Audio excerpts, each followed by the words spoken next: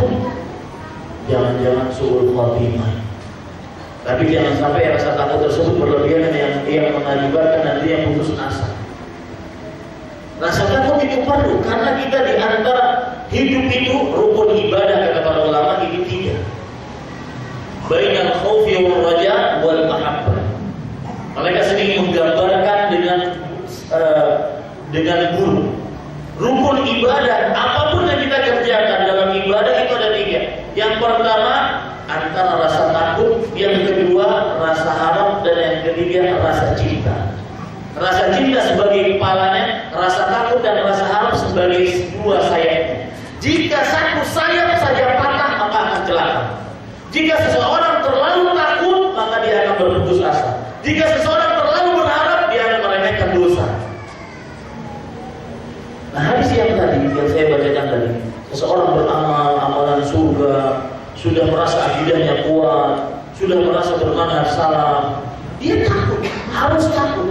Dan ini adalah kebiasaan para nabi alaihi wassalatu wassalam. Yad'una rabbahum khaufan wa tam'an. Mereka berdoa kepada Allah, para nabi berdoa kepada Allah dalam keadaan rasa takut dan rasa harap. Takut siksa Allah dan berharap amalan mereka diterima. Takut kita mendapatkan suul khatimah. Sebagian orang kadang kalau sudah mengenal manhaj salaf berakidah yang benar, ya, seakan-akan surga sudah di tangan. Siapa bilang? Takut, kita harus takut. Di akhir hayat kita, apakah kita bisa mengucapkan sebagaimana disebutkan oleh Rasulullah SAW dalam hadis riwayat Imam Ibnu Majah, "Man kana akhir kalami min dunya la ilaha illallah dakhala al-jannah." Bisakah kita menjamin diri kita mengucapkan itu? Kan tidak bisa. Jangan-jangan seperti yang disebutkan oleh Rasulullah, yasbiqu alaihi kitab, takdirnya sudah duluan, di akhir hayat dia malah mengerjakan amalan-amalan penghuni neraka. Maka untuk itu, karena itu Rasulullah SAW sering membaca doa, Allahumma inni a'udzubika, ya Allah aku berlindung kepadamu, min zawali ni'matik, dari hilangnya nikmatmu, wa fujaati ni'matik, dan datangnya tiba-tiba siksamu. Dicabut hidayah di akhir hidup, subhanallah. Itu sangat menyedihkan. Kemudian ada orang mengatakan, Ustaz, itu kan takdir Allah. Maka jawabannya, takdir Allah benar, semua yang terjadi atas takdir Allah. Tetapi seseorang akan memilih, dan itu adalah pilihan dia. That's your choice. Itu pilihan dia. Itu pilihan dia. Makanya Allah tidak boleh ketika hamba tersebut disiksa oleh Allah atas kemurtadan dia di akhir hayatnya, atas penyimpangan dia di akhir hayat, karena itu adalah pilihan manusia, pilihan kita. Maka hati-hati Bapak Ibu saudara-saudari, jangan merasa aman. Ya sudah bermanhaj salaf, merasa aman, sudah berakidah yang benar, merasa aman seakan-akan surga di tangan. Rasulullah SAW pernah bersabda, Ya muqallibal qulub tsabbit qalbi ala din. Ya musarrifal qulub tsabbit qalbi ala ta'at. Wahai yang membolak-balikan hati, tetapkan hatiku di atas agama. Wahai yang membolak-balikan hati, tetapkan hatiku di atas ketaatan kepadamu. Anas bin Malik mendengar doa Rasulullah sallallahu alaihi wasallam, dia berkata, Ya Rasulullah, atakhafu alaina ba'da an amanna bima ji'ta bi? Wahai Rasul sallallahu alaihi wasallam, apakah engkau takut kepada kami para sahabatmu? Kami telah beriman dengan apa yang kau bawa. Kenapa berdoa sedemikian rupa? Kami telah beriman. Kenapa takut akan dibolak-balikan hati? Kata Rasul sallallahu alaihi wasallam, nah, iya. Innal quluba baina asbu'ain min asabi'ir rahman yuqallibuha kaifa yasha. Sesungguhnya hati-hati itu di antara dua jari jemarinya Allah. Allah akan bolak-balikan hati manusia sekehendaknya. Makanya tadi ada orang 1 jam mungkin dia beriman, 2 jam kemudian menjadi kafir. Hati-hati Pak. Doa yang paling sering Rasulullah SAW baca ketika sujud, Ya muqallibal qulub tsabbit qalbi ala. baca itu banyak banget. Contoh Rasul SAW. Rasul aja takut Sallallahu Alaihi Wasallam. Apalagi ini tidak ada legalitas sama sekali. Takut untuk su'ul khatimah. Jangan merasa aman dari su'ul khatimah. Yang buat rasa takut tersebut membuat selalu kita berhati-hati, selalu berhati-hati. Dan merasa takut dari su'ul khatimah ini penting agar kita terjaga dari maksiat. Ya, notin, catat baik-baik bahwasanya merasa takut dari su'ul khatimah ini bisa mengontrol kita untuk jauh dari maksiat. Misalkan seseorang yang ingin melakukan maksiat, ada kesempatan, tidak ada yang menghalangi dia, subhanallah, itu gampang sekali maksiat. Tetapi dia ingat, jangan-jangan misalkan masalah korupsi ya Pak, jangan-jangan pas saya tekan ini meninggal saya, berarti su'ul khatimah.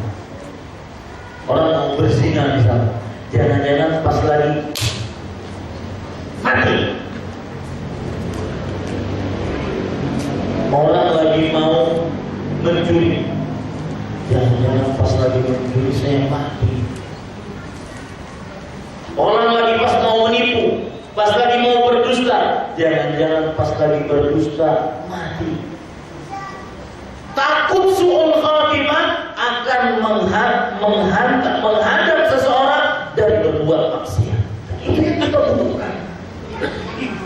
Sekarang Pak pertanyaannya, kenapa manusia terlena? Dan ini salah satu sifat dari maksiat. Semakin maksiat, satu kali maksiat dikerjakan, dia akan mengajak kepada maksiat-maksiat yang lain. Makanya sejenis Imam Ibnu Qayyim rahimahullah sering mengatakan, dan ulama-ulama salaf lainnya sering mengatakan, innal maksiyata tad'u ila akhwatiha. Satu maksiat akan mengajak kepada kawan-kawannya. Dan itu terbukti. Orang yang minum khamar maksiat kan? Maksiat dosa besar. Habis minum khamar ngapain? Berzina. Habis berzina ngapain? Berjudi. Habis berjudi ngapain? Kayaknya itu lancar banget.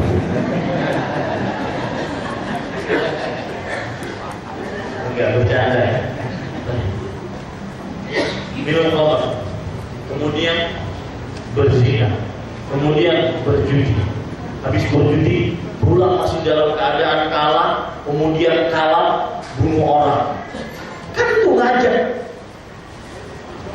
ya, ngajak kawan-kawannya. Dan itu yang terjadi kepada Fir'aun. Fir'aun ketika mengatakan, ma'alimtu lakum min ilahin ghair. Aku tidak mengenal ada sembahan selain aku, wahai rakyatku. Ini pernyataan dia pertama. 40 tahun setelah itu, kata Abdullah bin Abbas, baru Fir'aun mengaku menjadi Tuhan secara tegas. Statement yang benar-benar kuat. Dia mengatakan, ana rabbukumul a'la, aku Rabb kalian yang paling tinggi. Ini menunjukkan bahwasanya maksiat itu semakin dikerjakan tanpa taubat, tanpa istighfar, semakin dia meninggi dan semakin mengajak kawan-kawannya yang lain. Maka hati-hati. Sekali maksiat, dia akan mengajak kawan-kawannya yang lain. Ini Bapak Ibu, saudara-saudari yang dimuliakan oleh Allah Subhanahu wa taala. Jadi coba baca doa-doa Rasulullah SAW. Di antaranya dari doa yang saya sebutkan, inni a'udzubika min zawali ni'matik wa fujaati ni'matik wa jami'i sakhatik. Dan dari aku berlindung kepadamu dari seluruh kemurkaanmu. Karena kita tidak tahu akhir ending dari kehidupan kita, kita tidak tahu. Kita berharap untuk husnul khatimah dengan nama-nama Allah yang husna dan sifat-sifat yang mulia. Saya berdoa semoga-moga kita mendapatkan husnul khatimah. Bapak Ibu, saudara-saudari yang dimuliakan oleh Allah Subhanahu wa taala, sampai Rasulullah sallallahu alaihi wasallam orientasinya ini.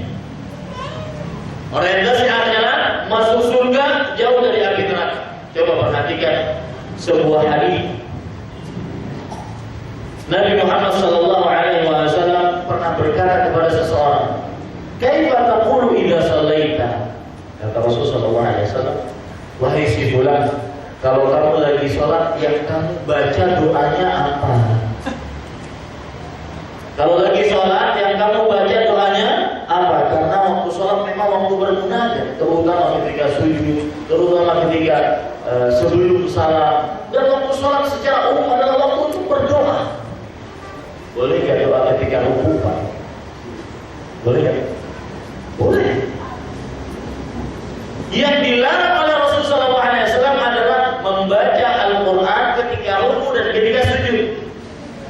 Meskipun Rasulullah SAW mengatakan, wa amma ruku'u fa'azimu fihi rabb. Adapun ketika rukuk, maka hendaklah seseorang mengagungkan Allah Subhanahu wa taala. Maka kita ucapkan subhana rabbiyal azim wa bihamdihi. Tetapi apakah hadis ini melarang kita untuk berdoa ketika rukuk? Tidak. Hadis ini tidak ada larangan untuk kita berdoa ketika rukuk. Karena memang keseluruhan sholat adalah untuk berdoa. Maka Rasulullah SAW bertanya kepada orang tersebut, kaifa taqulu idza shallaita? Bagaimana doamu kalau kamu lagi sholat? Orang tersebut menjawab, as'aluhul jannah wa a'udzu minan nar. Aku memohon kepada Allah surga, as'alullah al-jannah wa a'udzu bihi minan nar. Aku memohon kepada Allah surga dan berlindung darinya dari api neraka. Wala ahsinu dandanaka wala dandana Mu'ad. Kata orang tersebut, wahai Rasulullah, kenapa saya berdoa seperti itu? Karena doa saya cukup itu aja. Saya tidak bisa doa seperti itu banyak, itu nggak bisa. Ya, saya juga nggak bisa berdoa seperti doanya Mu'ad bin Jabal yang banyak, itu tidak bisa.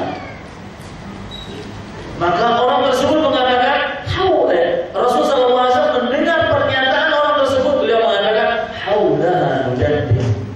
Wahai si fulan, sebenarnya yang kami berdoa dengannya itu yang kamu doa itu.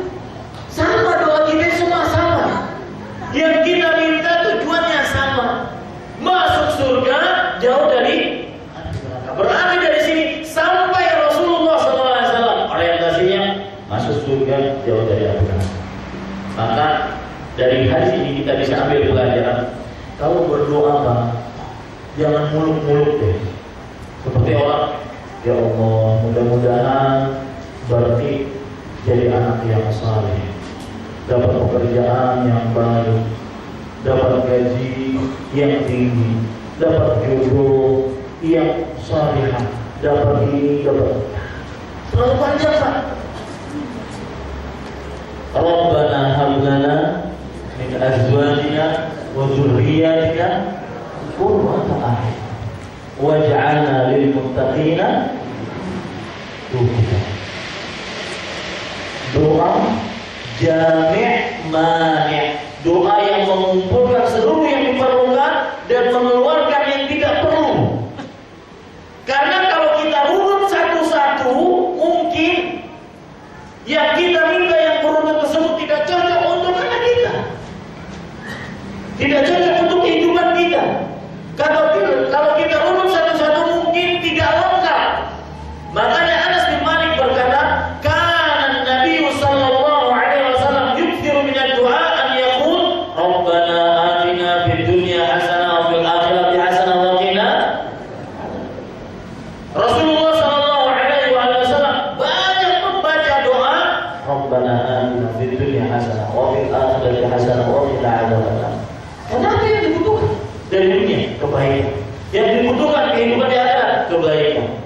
Dan jauh dari api neraka, ini semua. Ada orang berdoa, ya Allah, berikan aku rumah di surga, warnanya hijau yang saya ingin. Subhanallah. Ya. Ternyata di sana ada warna yang lebih luar biasa di surga. Dan luar biasa kalau ingin. Saya pernah ngasih kajian dengan judul kenapa Anda ingin masuk surga? Ini bisa ya tanyakan kepada bapak-bapak sekarang. Pak, nama siapa? Firdaus. Umur berapa? 21. Mau masuk surga? Mau ya? Kenapa mikir dulu? Mau deh. Mau gitu ya? Mau. Kenapa mau masuk surga? Nah, mikir kan? Kenapa kita mau masuk surga?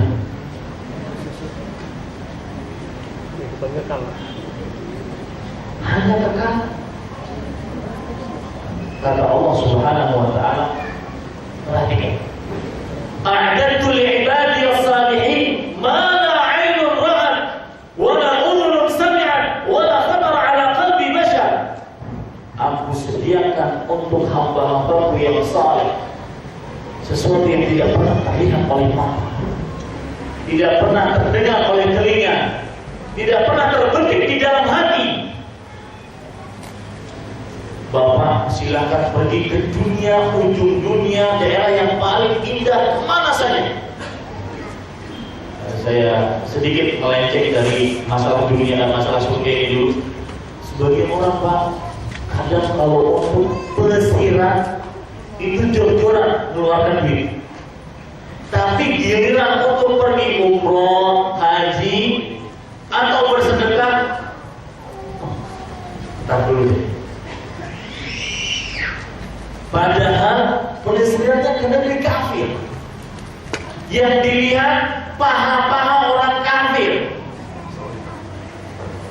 Sudah keluar banyak biaya, pulang ke rumah, langkah pertama ke dalam rumah sudah membondol maksiat yang begitu banyak. Tidak ada terpikirkan rencana untuk umroh, untuk haji, atau kalau sudah Ustaz umroh, sudah haji saya sudah berkali-kali. Haji kan orang, umroh kan orang. Pahalanya jika tinggal Allah di rumah kita dapatkan pahalanya asalkan ikhlas. Sebagian orang prioritasnya terbalik. Nah, kembali ke permasalahan surga tadi. Tidak pernah terlihat oleh mata. Apapun yang kita ingin lihat, kita lezat melihatnya, maka tidak akan pernah terlihat oleh mata. Itu kenikmatan surga. Tidak pernah terdengar oleh telinga. Tidak pernah terbetik dalam hati. Bapak betikkan sekarang yang indah-indah yang ingin Bapak dapatkan. Pendamping yang cantik, rumah yang luar biasa, kemudian transportasi yang luar biasa. Betikkan dalam hati. Tidak akan pernah sama dengan di surga. Ini yang menyebabkan kita masuk ke dalam surga. Kemudian yang kedua, sebagaimana yang Bapak sebutkan Pak Ardi tadi, kekal abadi. Dalam hadis Rasulullah SAW pernah mengatakan, "Idza udkhila ahlul jannati al-jannah wa udkhila ahlun nar an-nar." Ketika seluruh penghuni surga masuk ke dalam surga, neraka masuk ke dalam neraka, maka penghuni surga dipanggil. Ada suara yang menyuruh, "Ya ahlul jannah, wahai penghuni surga, ata'rifu hadza? Tahukah engkau ini?" Dibawakan pada waktu itu kambing berwarna hitam dan putih. Kemudian penghuni surga mengetahui, na'rifu huwal maut. Iya, kami mengetahui dia adalah kematian yang pernah mendatangi kami ketika kami hidup di dunia. Kemudian diseru lagi penghuni neraka, "Ya ahlan nar, ata'rifu hadza? Wahai penghuni neraka, tahukah engkau si fulan ini?" "Iya, kami tahu bahwasanya dia adalah kematian yang pernah mendatangi kami ketika di dunia." Kemudian kematian yang dalam bentuk kambing tadi disembelih. Kematian mati. Pada akhirnya Allah berfirman, "Ya ahlal jannati khuludun bila maut, wa ya ahlan nar khuludun bila maut." Wahai penghuni surga, kekal kalian abadi tanpa kematian. Wahai penghuni neraka, kekal abadi tanpa kematian. Subhanallah. Belum lagi nikmat-nikmat yang Allah sebutkan secara terperinci. Allah Subhanahu wa taala menyebutkan bahwasanya ini salah satu nikmat yang secara terperinci, mungkin ini mengenai diri saya pribadi, nikmat di surga ya Pak. Ini menyebabkan kita ingin masuk ke dalam surga. La maqtu'ah wa la maqtu'ah. Buah-buah yang ada di surga tidak pernah terputus dan tidak pernah terlarang. Artinya tidak mengenal musim. Sekarang di Jakarta apa musim apa? Buah apa?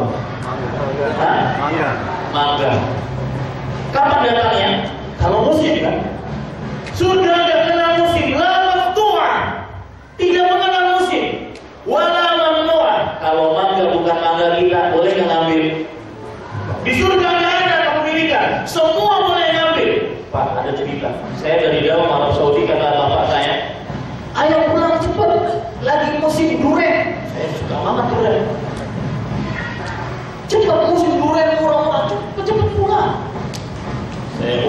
bisa pulang sampai ke Banjarmasin.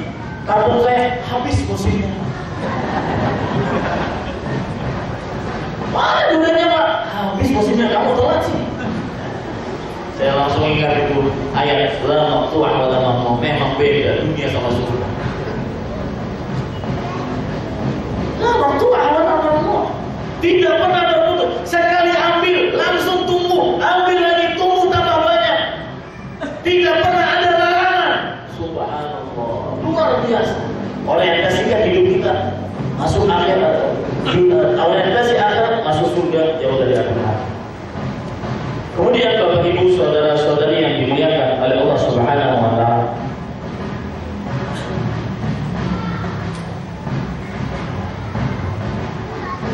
Sekarang saya ingin kalau sudah mengetahui bahwasanya orientasi kita adalah masuk surga dan jauh dari akhirat, maka kita ingin amalan apa sih yang bisa masukkan orang ke dalam surga Allah Subhanahu wa taala.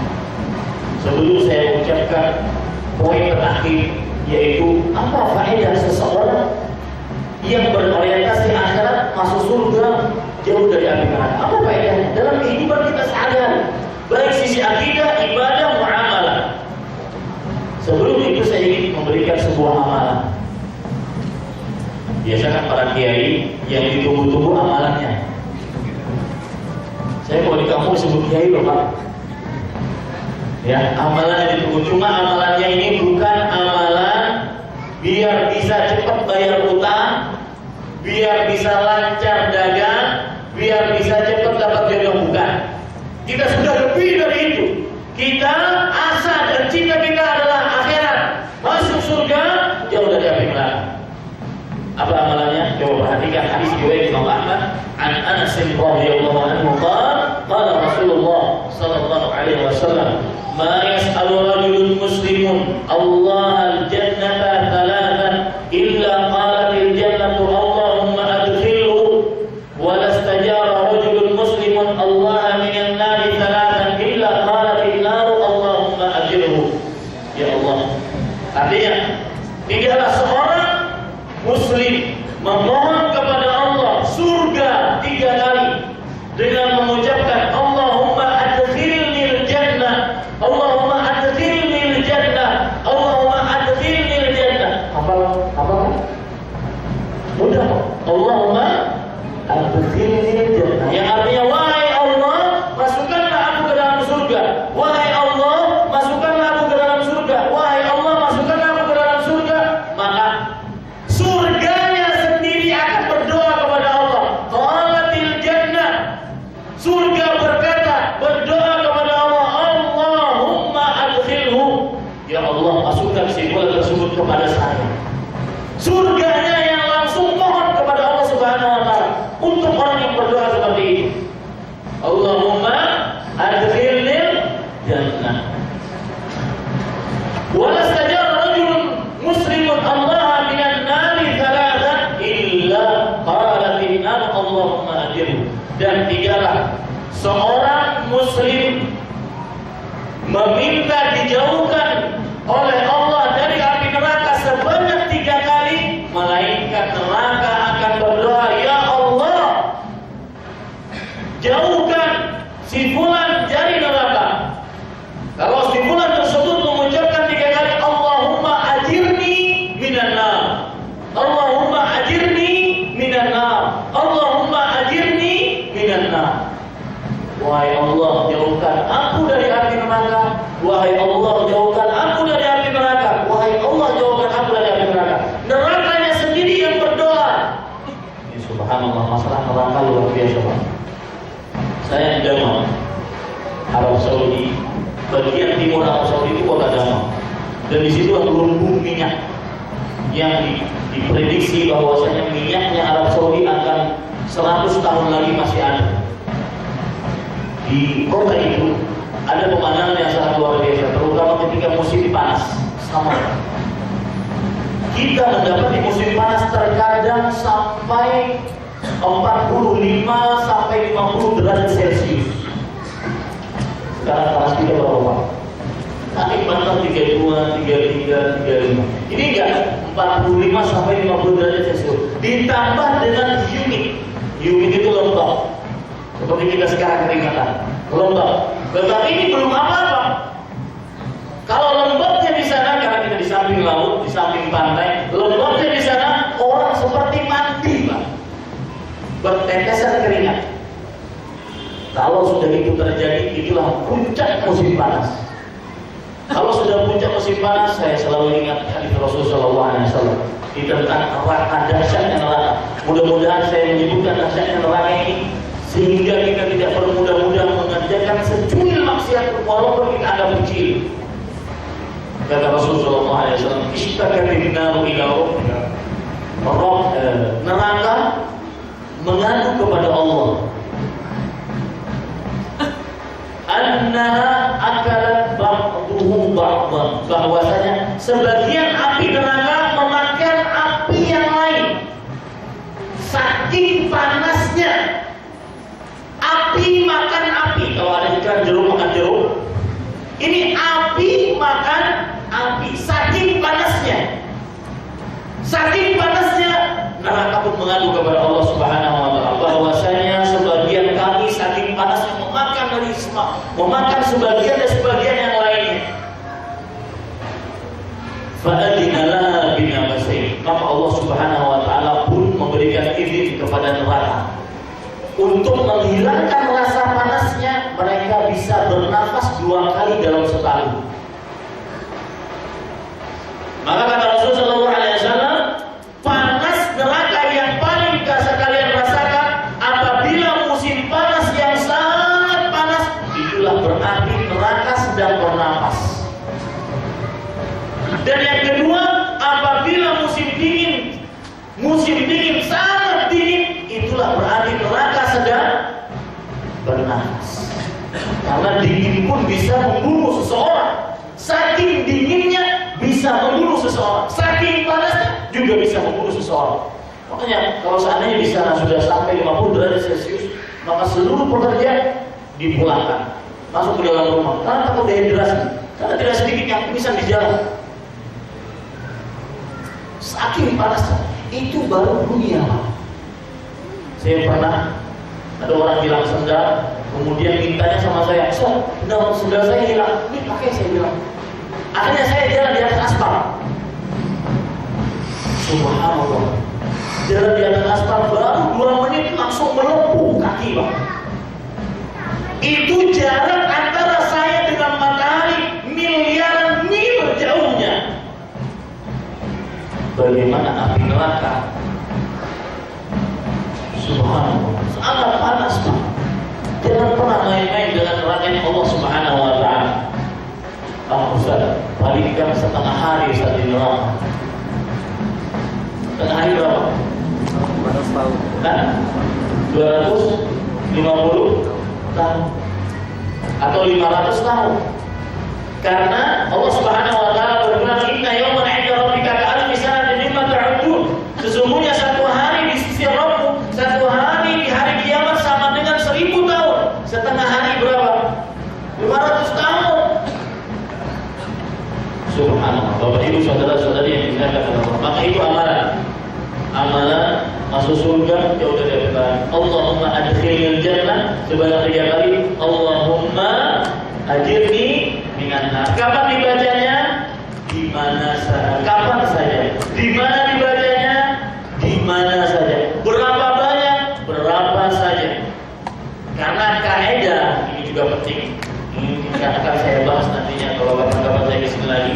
Fikih dalam berzikir dan berdoa adalah apabila amalan zikir atau amalan doa itu mutlak bebas, maka tidak boleh kita batasi dengan pembatasan-pembatasan. Baik pembatasan tempat, pembatasan jumlah bilangan, pembatasan tata cara beramalnya, pembatasan sebab-sebabnya, tidak boleh kita batasi. Ketika amalan tersebut mutlak, seperti ini, hadisnya mutlak. Kapan Ustaz? Kapan saja. Di mana Ustaz? Di mana saja. Berapa jumlahnya Ustaz? Jumlahnya berapa saja. Sebanyak-banyaknya. Silakan baca. Ini Ini Bapak Ibu saudara-saudari yang dimuliakan oleh Allah Subhanahu wa taala. Sekarang ini poin yang terakhir sebelum kita masuk ke dalam pertanyaan. Apa faidah kebaikan yang kita dapatkan ketika kita berorientasi akhirat, masuk surga, jauh dari api neraka? Saya sebutkan faedahnya baik sisi akidah, sisi ibadah, ataupun sisi muamalah sosial kita, berinteraksi sosial sesama manusia. Kita ambil dari sisi akidah dulu. Orang yang berorientasi akhirat, masuk surga, jauh dari ibadah, jauh dari neraka, faedahnya diambil dari sisi akidah, maka dia sangat jauh dari sifat riya dan sangat erat kaitannya dengan keikhlasan. Bapak Ibu tahu bahwasanya musuh ikhlas itu ada dua. Yang pertama, hubbu al-madh. Dan ini disebutkan oleh Imam Qayyim rahimahullah. Musuh ikhlas ada dua. Yang pertama, cinta kepada pujian. Yang kedua, hubbu ma fi yadin nas. Cinta kepada apa yang ada di tangan-tangan manusia. Hadiah, entah itu uang, materi, benda, apa saja. Ini musuh ikhlas dua. Cinta pujian, sangat suka dipuji, itu musuh ikhlas. Yang kedua, sangat suka mendapatkan hadiah dari manusia, itu musuh ikhlas. Nah, dengan berorientasi akhirat, masuk surga, jauh dari api neraka, maka kita akan jauh dari riya. Dan itu berkaitan dengan akidah. Ibadah kita murni hanya Allah Subhanahu, hanya karena Allah Subhanahu wa taala. Kenapa? Karena yang saya tuju surga, yang saya tuju saya jauh dari api neraka. Mau ente puji saya, mau ente nyanjung saya, mau ente ngasih hadiah kepada saya, bukan ukuran saya. Makanya Imam Qayyim menyebutkan salah satu tafsiran ikhlas, Allah taqwa ala amalika syahidan ghairallah wa la mujaziyan siwa. Ikhlas adalah kamu tidak menuntut dari amal ibadahmu ada yang melihat selain Allah, dan ada yang memberikan sesuatu selain Allah Subhanahu wa taala. Ini ikhlas. Dan itu bisa kita amalkan apabila kita ingin orientasi dalam amal ibadah kita. Sholat, contohnya sholat. Kita angkat takbir, untuk apa saya sholat? Untuk masuk surga ya Allah dan jauh dari api neraka ya Allah Subhanahu wa taala. Mau orang puji saya, mau orang tidak puji saya. Saya jadi ingat perkataan Ustaz Maududi. Beliau sering mengatakan, si Bulan, kamu hari Senin ini puasa nggak? Iya, puasa dong. Hari Senin, masa nggak puasa? Kenapa disebutkan Seninnya gitu? Tentu kalau Pak disebutkan Seninnya itu. Apa maksudnya? Misalkan, ya, Bapak saya tanya, Pak, puasa nggak Senin ini? Oh iya dong, masa Senin nggak puasa? Maksudnya apa dia? Nah, maksudnya apa dia? Iya. Pamer untuk apa? Bahwasanya setiap Senin dia puasa. Saya puasa. Jadi jawabannya tidak cukup dia menjawab, iya Bapak bilang mudah-mudahan sampai. Dia kan jawabnya apa? Iya, Senin masa nggak puasa? Artinya apa? Oh, Senin itu kebiasaan saya puasa, gitu loh. Ya, orang ditanya, di malam sholat malam nggak? Oh, iya dong. Masa setiap masa waktu malam nggak sholat? Untuk apa disebutkan waktu malam itu tuh apa? Untuk memperlihatkan bahwasanya saya setiap malam sholat.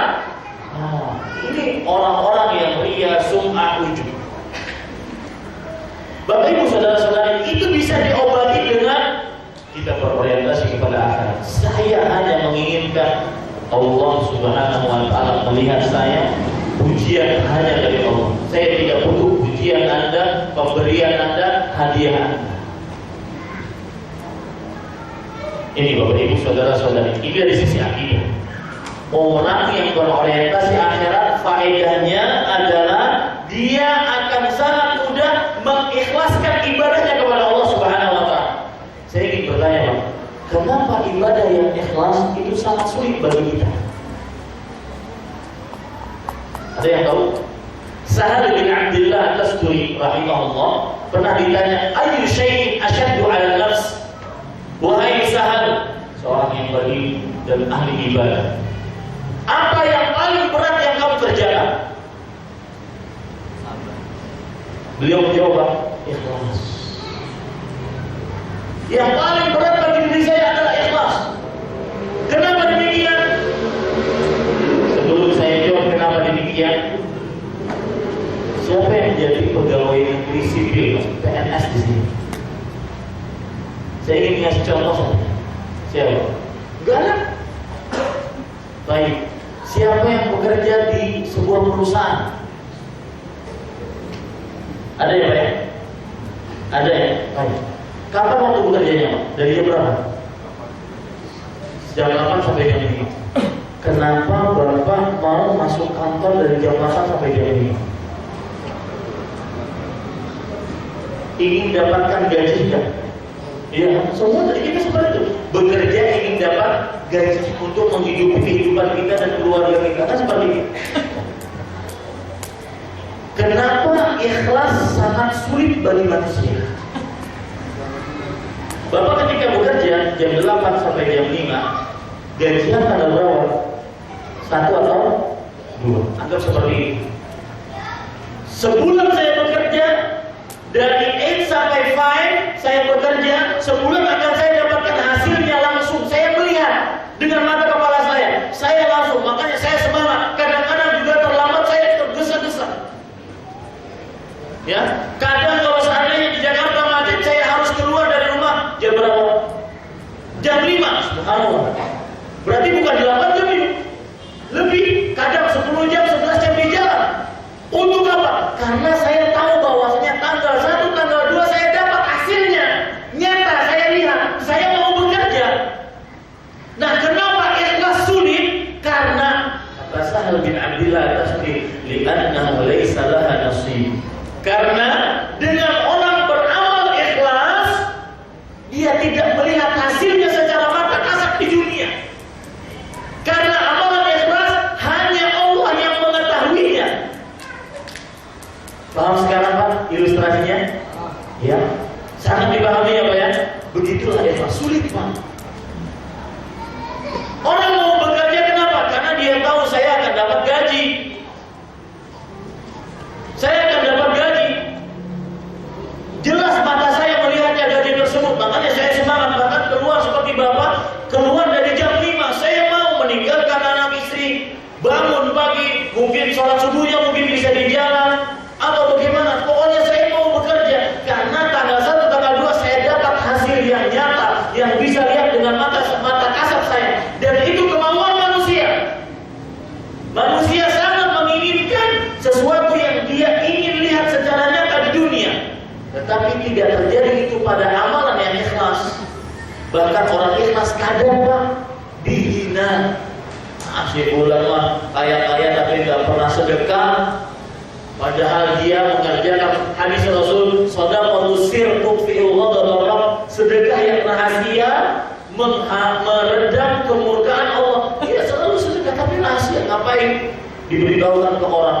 Apalagi sampai di masjid-masjid kadang-kadang kalau hari Jumat, alhamdulillah kita mendapatkan 10.000 rupiah dan dimohon kepada para jamaah untuk membacakan surah Al-Fatihah yang diniatkan untuk Bapak si bulan. 10.000 umumin subhanallah.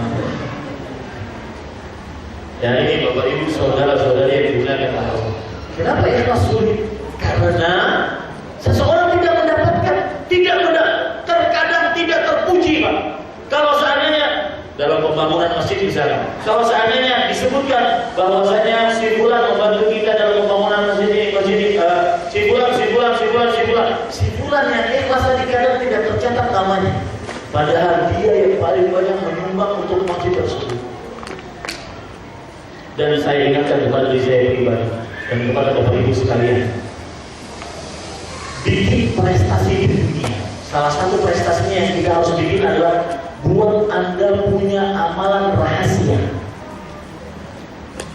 Istri Anda, anak Anda pun tidak tahu. Orang yang paling dekat dengan kolega Anda yang terdekat tidak tahu. Hanya Allah dan malaikat pencatat amal ibadah yang tahu. Amalan rahasia yang kita harapkan mudah-mudahan amalan tersebut sangat berfungsi nanti di akhir. Ketika Allah berfirman, yauma tublas sarair, pada hari kiamat amalan-amalan rahasia yang akan diperlihatkan. Apapun Pak. Ada seorang salam, berjalan salam. Saya juga di dalam. Ada orang tahu nomor rekening bayar listrik saya. Karena di situ pakai rekening kita bisa bayar listrik dari banking. Dia tahu nomor rekening bayar listrik saya.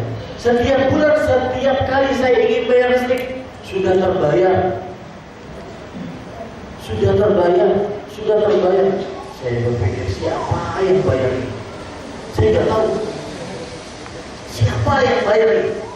Saya tahunya kapan? Ketika dia resign dari Arab Saudi pulang ke Indonesia. Ternyata teman dekat, sangat dekat, tidak pernah memberitahu bahwa dia bayarkan listrik saya. Itu amalan rahasia. Orang tidak perlu tahu. Dan ingat, syaitan sering membuat trik. Kita ingin rahasia, tapi kadang-kadang kita ingin memberikan kepada orang, memberitahu kepada orang lain. Misalkan ada orang cerita, Ustaz, mohon maaf, saya bukan nyari ya Ustaz. Udah kalau udah dimulai lagi susah itu. Mohon maaf Ustaz, saya nggak nyari ya sebenarnya. Tapi masjid itu hampir 50% saya nggak tahu Ustaz. Apa bedanya begitu?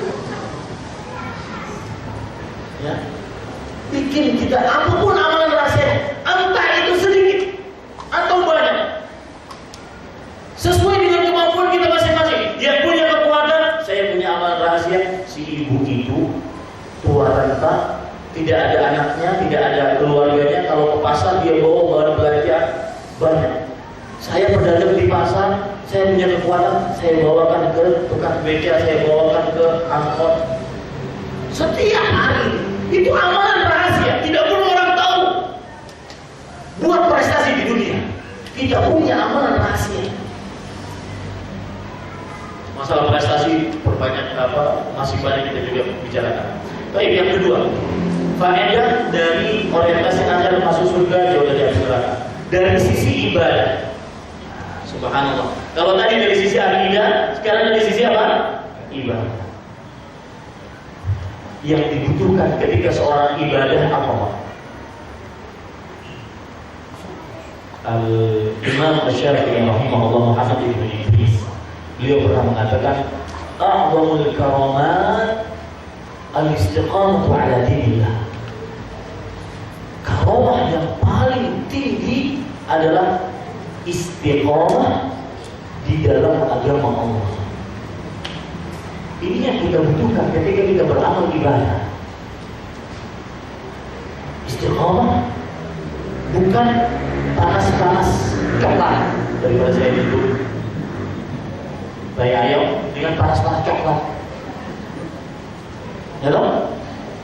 Kadang begitu kita beribadah. Kadang, pokoknya mulai sore ini saya mau baca Quran. Saya dulu pernah tinggal di Kudus 2 tahun Pak, menghafal Quran. Di depan pondok kita itu ada orang jualan minyak tanah. Habis jualan dari mulai seperti bapak kerja dari 6 sampai 5 selesai beli. Tapi habis maghrib sampai isya selalu baca Quran. Saya tanya kepada bapak tersebut, Pak, kalau bapak begini kehidupan bapak setiap hari dan tidak berubah sama istiqamah, kira-kira bapak hafal Quran berapa kali Pak dalam hidup bapak? Alhamdulillah, kata beliau, saya hidup begini setiap bulan minimal 2 kali. Dan jual minyak tanah. Ini yang kita butuhkan. Bukankah Rasulullah SAW bersabda, khairul a'mal adwamuha wa in qalla. Sebaik-baik amal yang terus-menerus dikerjakan meskipun sedikit. Dan Aisyah radhiyallahu anha bercerita bagaimana Rasulullah SAW beramal. Kata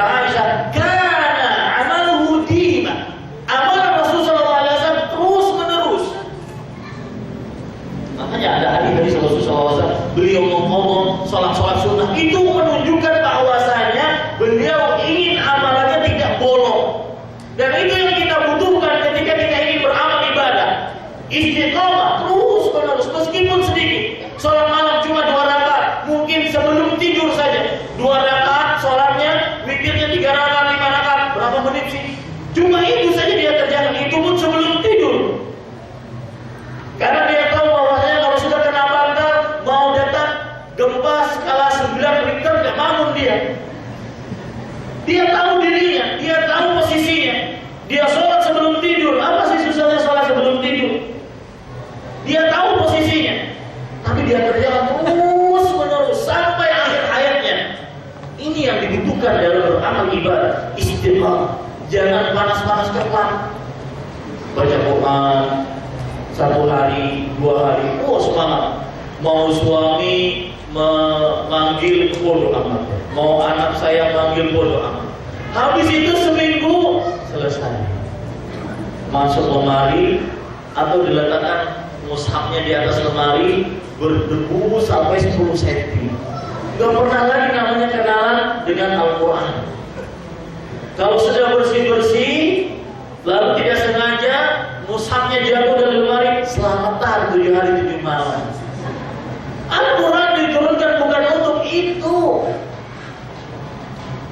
Ya,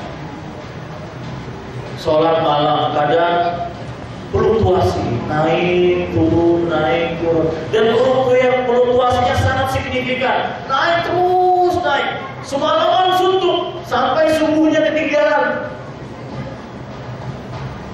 Tapi kalau sudah turun banget, terus sampai terperosok, nggak pernah lagi mengerjakan sholat malam. Syekh Abdul Muhsin Al-Abbad Allah, ketika beliau mengajar, saya pernah duduk sama beliau mengajar. Kata beliau, salah satu faedah orang istiqomah, lihat, kembali kepada masalah kematian dengan baik tadi. Salah satu faedah orang istiqomah adalah mati diharapkan meninggal dalam keadaan husnul.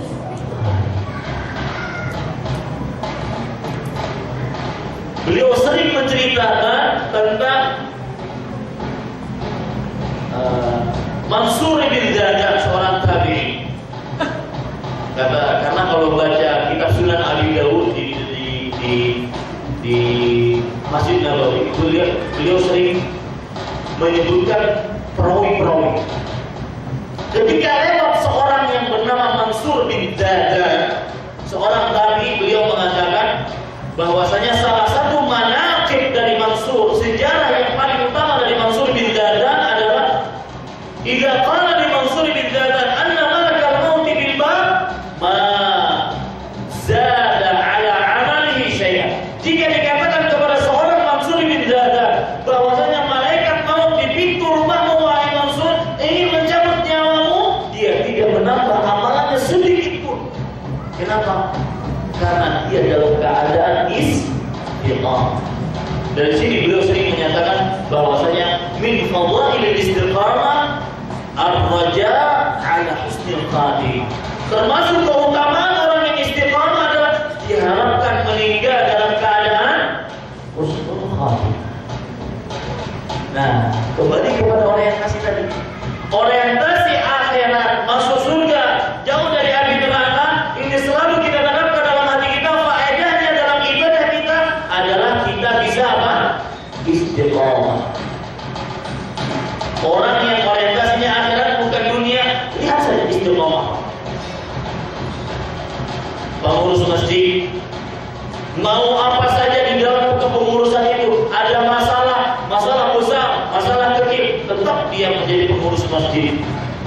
Tetap istiqamah. Kenapa? Karena orientasinya dia ingin masuk ke dalam ayat Al-Quran, innama ya'muru masajid Allah man amana billahi wal yawmil akhir. Sesungguhnya yang memakmurkan masjid Allah adalah orang-orang yang beriman kepada Allah dan hari akhir. Artinya tanda yang sangat signifikan, karakteristik dari orang beriman adalah memakmurkan masjid, dan itu